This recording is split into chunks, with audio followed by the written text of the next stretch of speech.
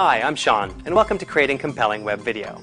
In this series, we're taking a look at how to create web video that stands out from the pack so you can get noticed. In this episode, we're going to start the process of editing your footage together, and we'll show you a few tips that will make the final video even better. Now, we've all seen videos on YouTube that just go on and on, feature false starts and redos, and just generally don't have any polish to them. That's why it's important to edit your video first. You give the viewer a smooth experience, and you don't waste their time with sections where nothing much is happening on screen. If you have a computer, you probably have access to free editing software. If you're on a Windows machine, your machine may already have Windows Live Movie Maker installed.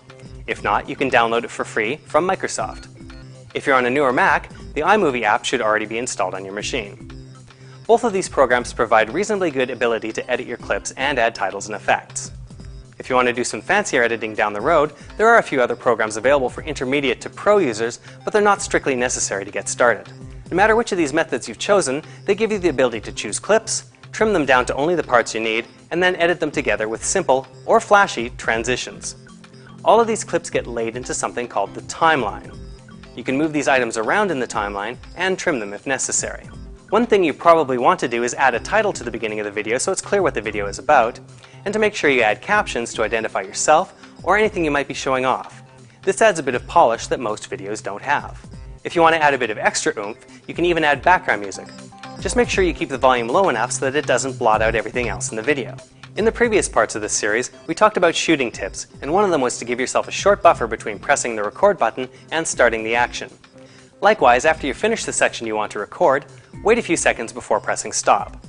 The reason this is important is because it allows you to use transitions between two shots, which can also add to the overall polish of your video. Whether you use a basic dissolve or something like a cube spin, your editing software requires a short portion of video footage to accomplish the effect. If you have no extra footage at either end of your clip, there may not be enough video to use a transition effect. That could mean you'll end up cutting off the end of the previous clip or the beginning of the next clip in order to accommodate the transition, which is obviously not ideal.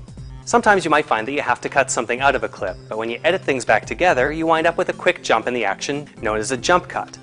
While a lot of places are using this as a stylistic thing these days, it can have a really ugly or jarring effect because it's a bit disorienting. One way to avoid jump cuts in your final footage is to cover up the cut with a bit of extra footage, also known as B-roll.